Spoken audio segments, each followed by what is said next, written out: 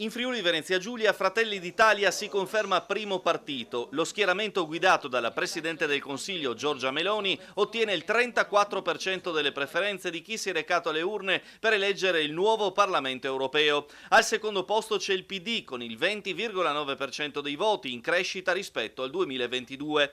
Terza la Lega con il 14,9%. Il dato del Carroccio è superiore a quello registrato a livello nazionale e doppia quello di Forza Italia Noi Moderati PPE, che guadagna un 7%. Alleanza Verdi e Sinistra ottiene il 6,1%, mentre il Movimento 5 Stelle si ferma al 5,4% in netto calo. In regione non raggiungono la soglia del 4%, Azione Siamo Europei 3,4%, Stati Uniti d'Europa 3,1%, Pace Terra Dignità 2,8%, Libertà 1,1%, Sud Tiroler Volkspartei 0,7% e Alternativa Popolare 0,3%.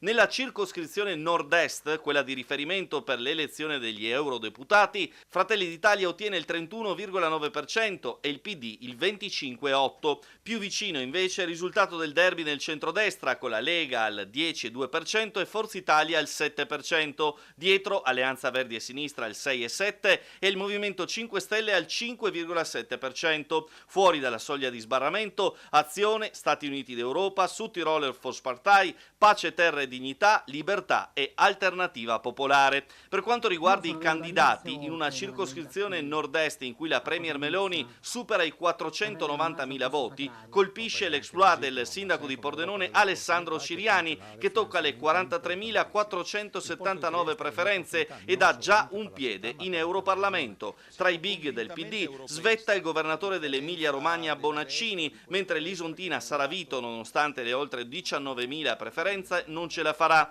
Nella Lega, dietro al generale Roberto Vannacci, che supera i 141.500 voti, c'è la sindaca di Monfalcone Anna Maria Cisint con 42.675 voti e un posto in Europa quasi certo. Dentro Forza Italia, dove il ministro degli esteri Tajani supera i 61.000 voti e Tosi 34.000, ma probabilmente entrambi rinunceranno, la sorpresa è quella delle quasi 11.000 preferenze della triestina Sandra Savino, sottosegretaria al MEF. L'affluenza in Friuli Venezia Giulia è stata pari al 48,2%, leggermente inferiore alla media nazionale del 49,6% e in deciso calo rispetto al dato delle europee del 2019 che toccò il 57%. L'affluenza più alta si è registrata in provincia di Gorizia con il 51,4%, seguono Udine con il 52%, Pordenone con il 46,5%, Ultima Trieste con il 44%.